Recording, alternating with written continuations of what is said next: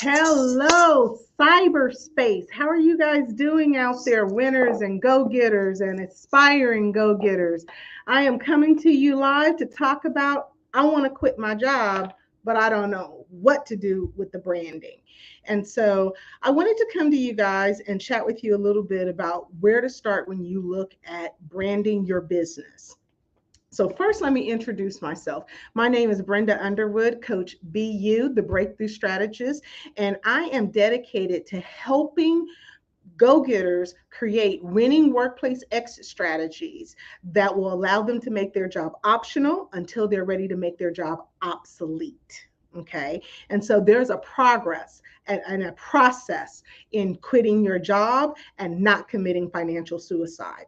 And so I want to empower you with what you need to have done before you quit your job so that when you quit your job, you exchange a paycheck for a profit check and your quality of life only goes up, it doesn't go backwards. And so I come and I try to do these lives, two or three of them a week to kind of help you guys get your intangibles in order before you quit your job. Before you leave a job, there is a ton of intangibles that you can have in place before you quit so that when you quit, you're again just exchanging a paycheck for a profit check. So, and you'd be surprised the number of businesses out there that don't have profit checks. I don't care what the internet tells you.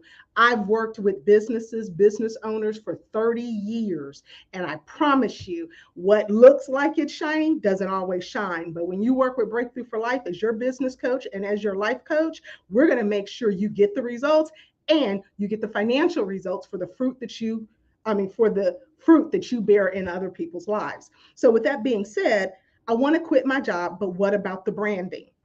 Okay, this is the number one thing. We're going to just talk about the philosophy of branding just a little bit. I want you to think about branding. Branding literally comes from how many of y'all are Yellowstone fans? If you're a Yellowstone fan, leave me a comment. I love Yellowstone. I love Rip. Beth Sutton ain't no joke. I love it. But did you know that branding came out of branding cows so that people would know whose cattle, who the cattle belonged to?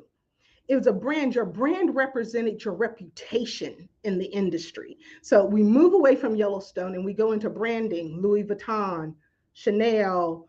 I'm not really big into purses, but Coach. Those different types of purses, they represent a brand. Think about the brand of blue jeans you like to wear, especially if you're a curvy girl. We can't just go wear Levi's. We got to go find something that's going to hit the waist and the hips and the butt, right? We got to make sure it curves. And certain brands, your brand represents your reputation in the business industry. Okay. Hey, Danelle, thank you so much for joining in. So glad that you are here. And so when you think about your brand, what do you want your brand to represent? When you think about Wish, everybody remember wish.com? You order something on Wish and it don't look nothing like what you saw on their website. That speaks to their brand. It's their reputation in the marketplace.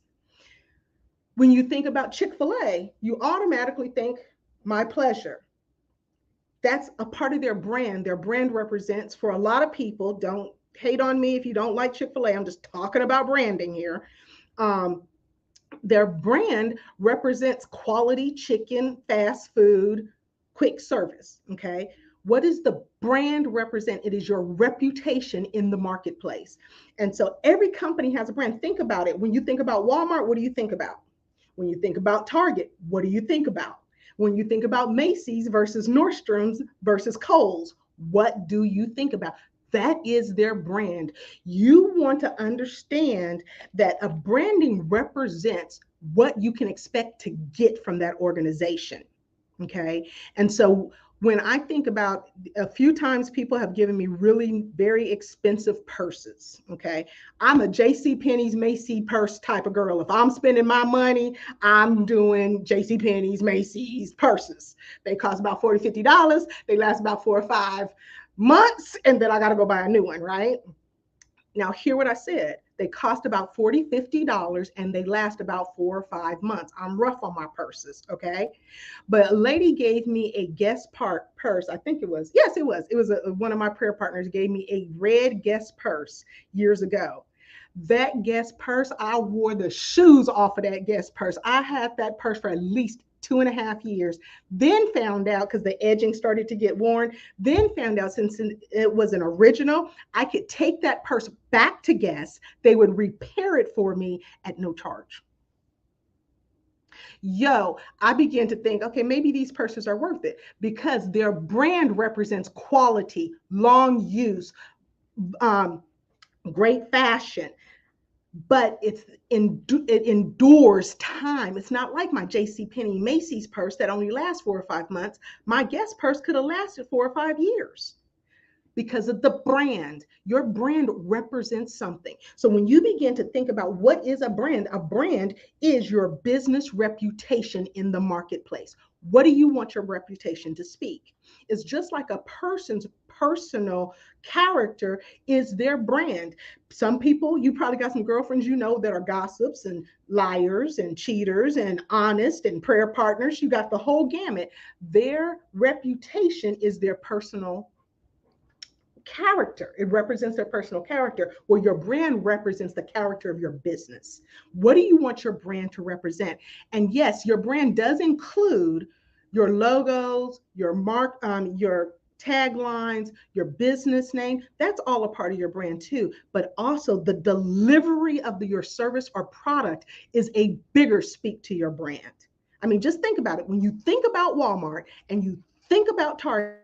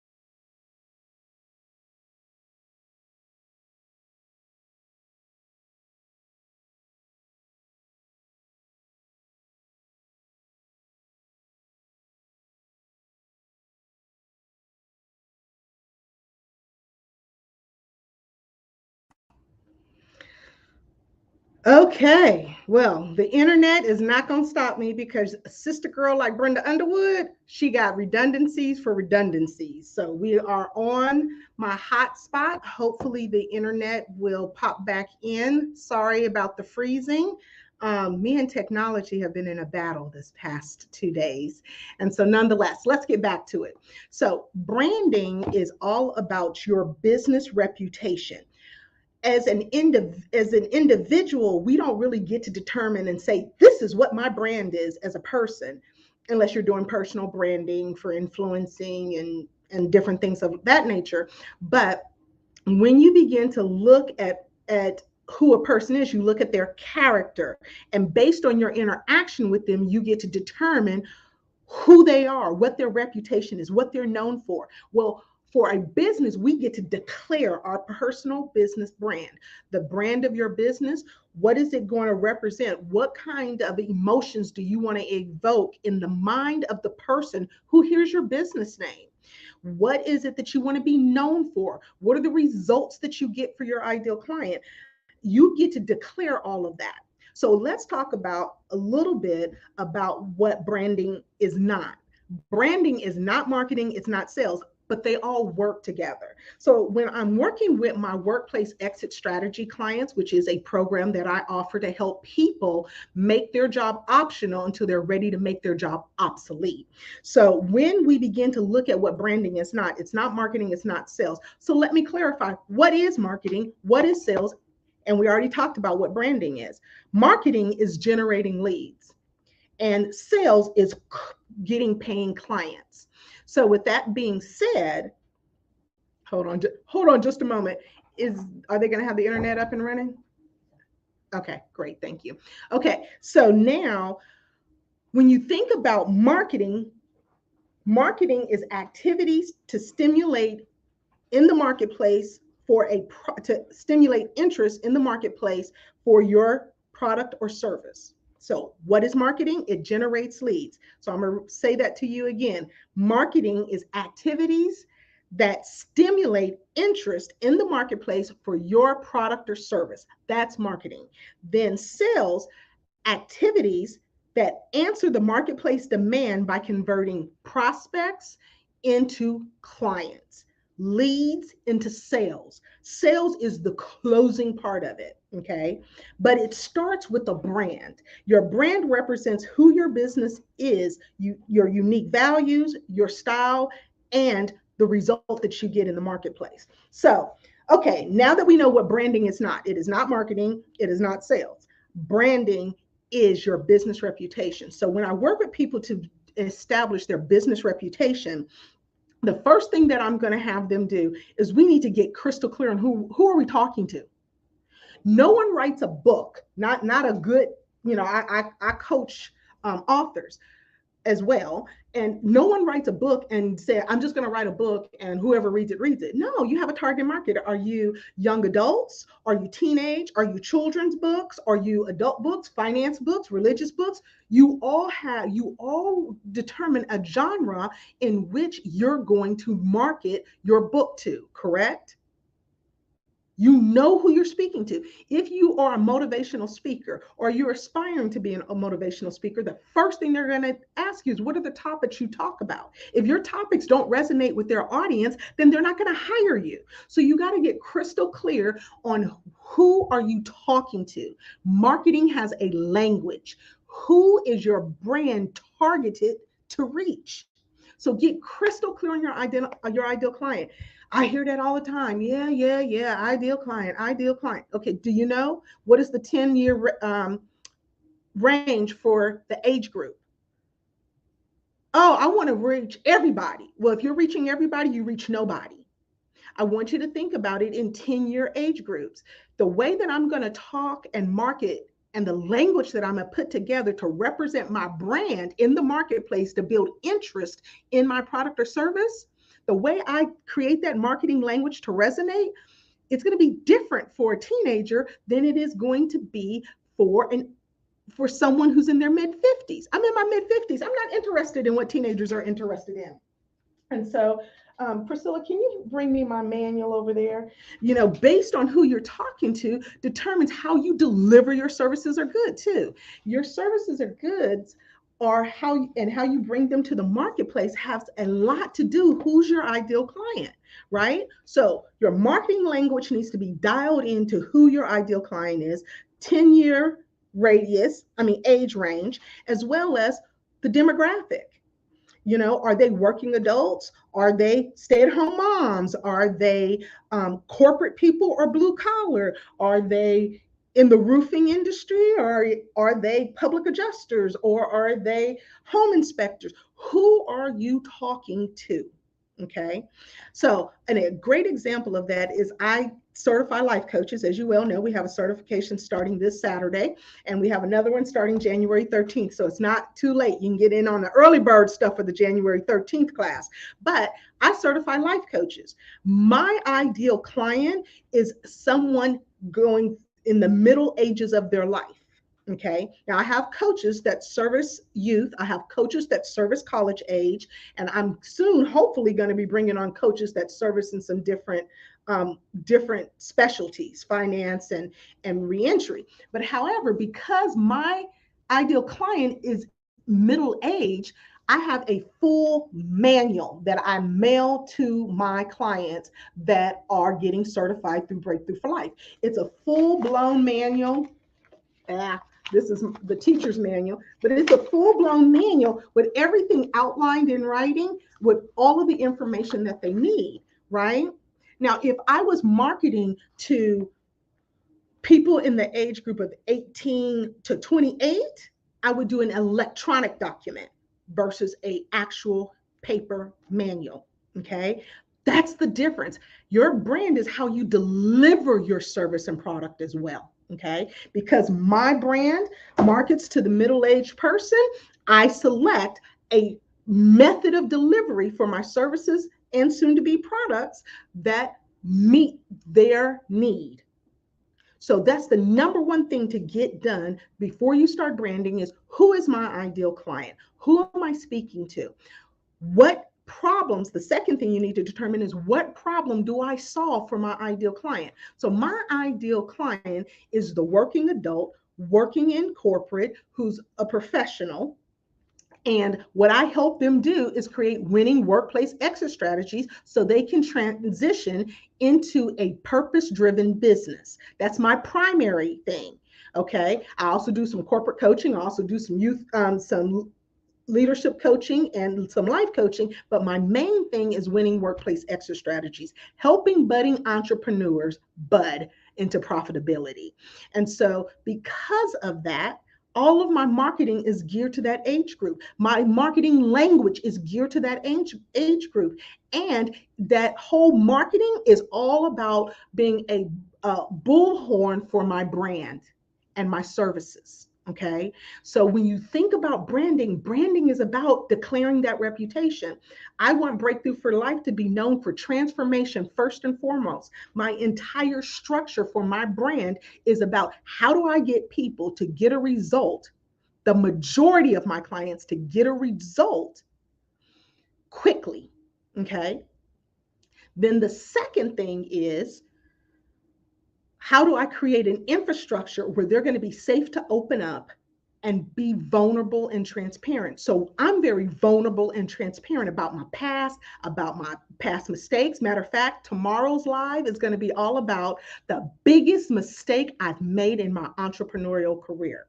I'll be 10 years in business next month. And so I'm going to talk about my mistakes. I'm going to be honest, because part of my brand is about transparency and vulnerability. Part of my brand also is about being bold. If you're not bold yet, come and become a part of that Procrastination Crusher program that's starting in a couple of weeks. We're going to take procrastinators and help them become women of action. We're going to start crushing goals and crushing procrastination and crushing fear and crushing a quality of life that we truly want to have for our families, right?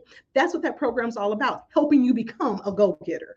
However, with that being said, when we look at our brand, what does it represent? I'm very intentional: transformation, vulnerable, transparency, bold, and that you can really have the desires of your heart. If you're connected with God and you delight in Him, He promises to give you the desires of your heart. Delight yourself in the Lord and He will give you the desires of your heart. That is a conditional promise. That means you need to delight yourself in Him, not just say, I love Jesus, but live in any old kind of way. I love Jesus and go to church and live in any old kind of way. That's not what that says. That says delight yourself in the Lord. That means that you delight yourself in Him and you become more and more of His character the more you feed on Him. And when that takes place, His desires become your desires and your desires become His desires, and you can't tell the difference between the two. So that purpose-driven business idea you have, God will monetize it if we'll stop chasing money. Yeah, I said that. God knows how to get money to His kids, but we're so busy chasing money, every shiny thing that can make us some money, we're running around trying to get to. Where if you will dial into what is the purpose that God has placed in your heart, what are your passions, And how can you monetize those? Then you won't have to chase the money. You can chase the purpose, which gives you significance, and the money's going to come. Okay. Well, Brenda, it's easy for you to say you're living in your purpose. Honey, I didn't start living in my purpose until 10 years ago. 52, I was 41 years old when I started to live, when I first realized what my purpose was and started to live in it. So it's never too late. But at the end of the day, prior to 42, I chased money, the biggest bidder. If you wanted me to come work for you, all you had to do is offer me $10, $15, $20,000 more than where I'm working at, and I'll come work for you. I've had 9 jobs in the 25 years I've been in Georgia. I've only looked for 2. One was to work at the church that I used to attend. And the other one was the first job I got at Omni Business Products at Toshiba in 1998. So my whole point to you is this: I have made good money in my life. I have had great corporate jobs. I have worked for some of the best organizations in the world, and I was chasing money, chasing money, chasing money, just chasing money. You gonna pay me more? I'll go to you. I'll go to you. I'll go to you. I'll go to you. Whoever pays me more. And when I got to what I thought was the pinnacle of my career, I'm 40 years old crying in my office saying, God, there's got to be more to life than this.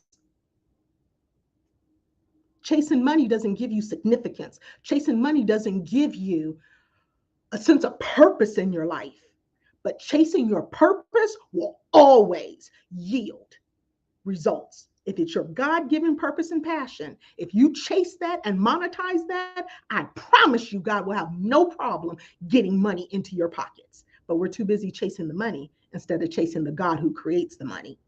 So let's get in alignment with the right source on what we need to be doing. And so with that being said, we've covered what branding is. We've covered what branding is not. We've covered the first thing to do is get crystal clear on your ideal client. And because I'm feeling super duper generous, I'm going to give you guys some more next steps, not just the first step. So get crystal clear on who your ideal client. I mean, get in her head. I know who my ideal client is. She needs to have a name. Some people call it ideal client avatar. Know who you're talking to, because then I can stop and I can say, okay, what is Keisha thinking about today? What are the pressures that Keisha's dealing with today? What are the problems, her biggest fear? What's her biggest dream? What's her biggest goal?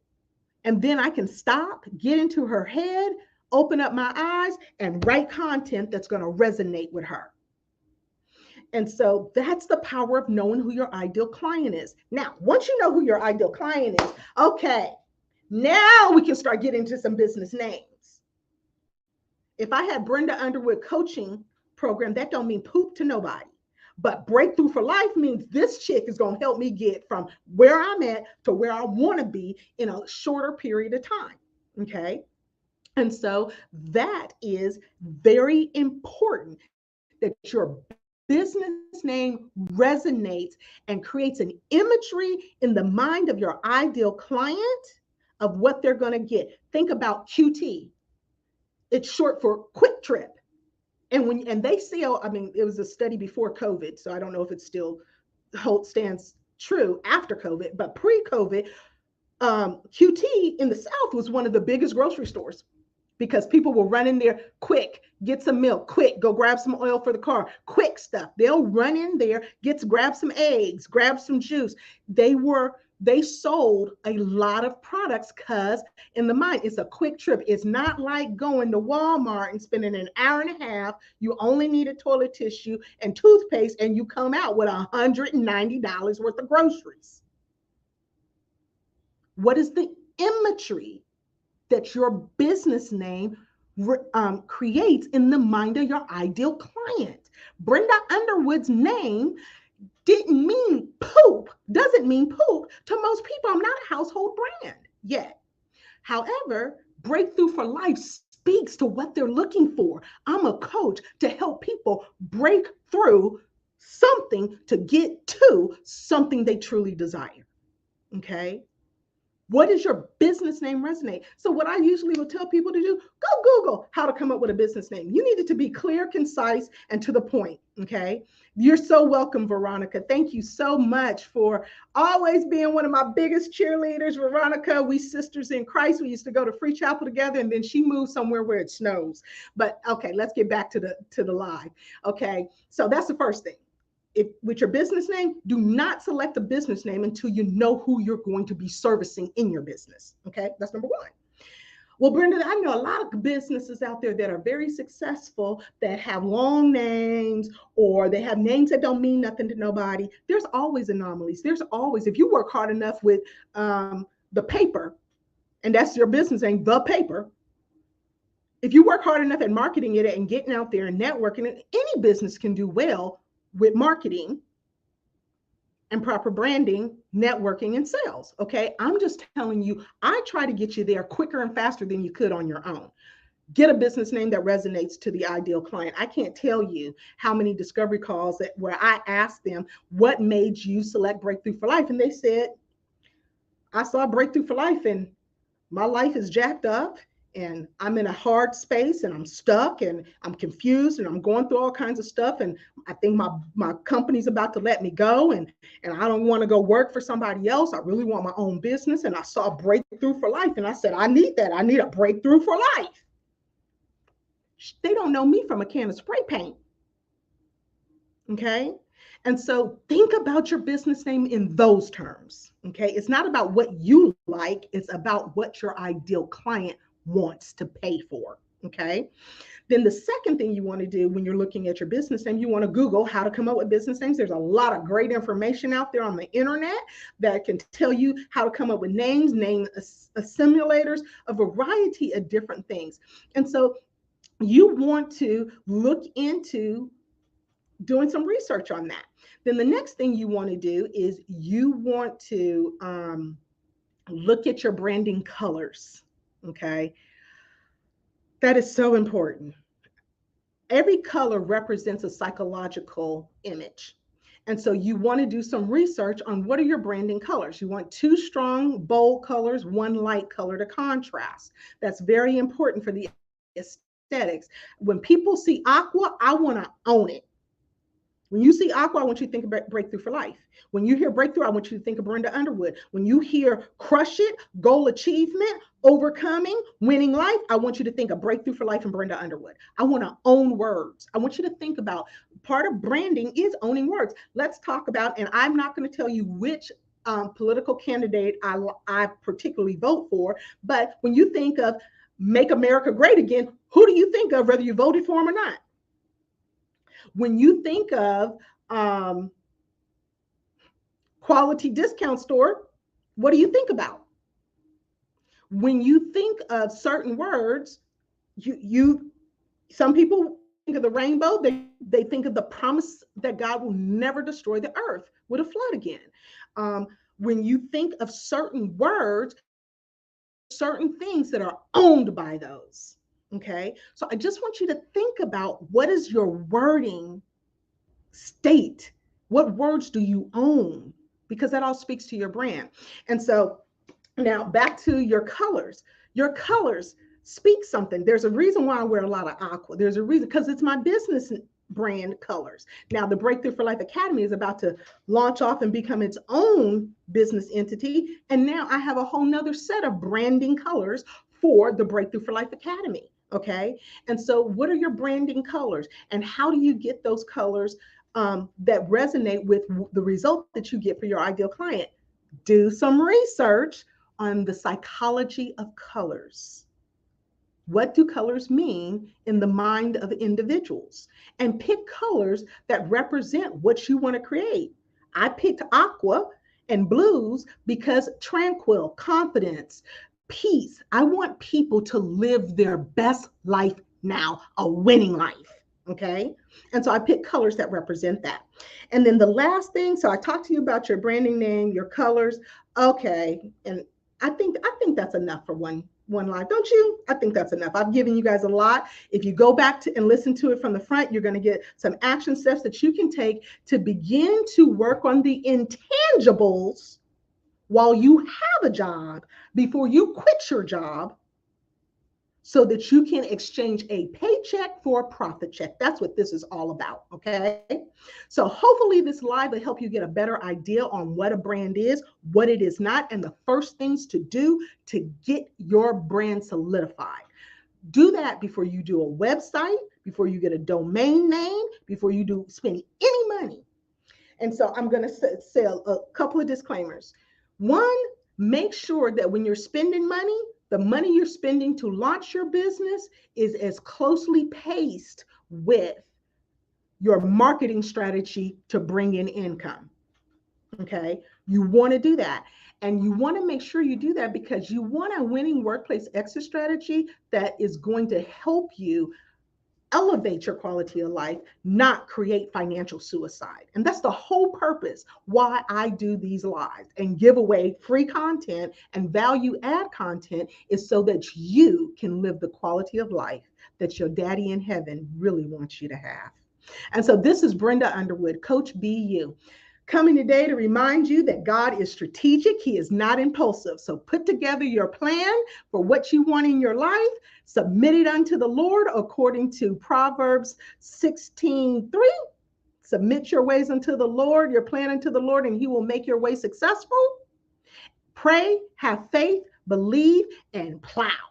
You got to do the work. So with that being said, work smart, not hard. This is Brenda Underwood, the Breakthrough Strategist, Coach BU, signing off until tomorrow around 3-ish.